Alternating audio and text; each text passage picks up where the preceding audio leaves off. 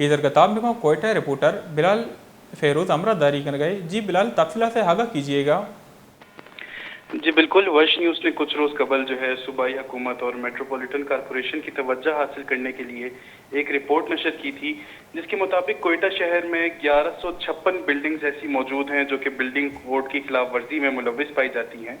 इसी खबर के नशर होने के बाद जो है एडमिनिस्ट्रेटर मेट्रोपॉलिटन कोयटा के अहकामात पर बिल्डिंग कोड की खिलाफ वर्जी के तहत जो है मिकांगी रोड पर एक ज़ेर तामीर बिल्डिंग थी जो कि खिलाफ वर्जी कर रही थी बिल्डिंग कोड्स की।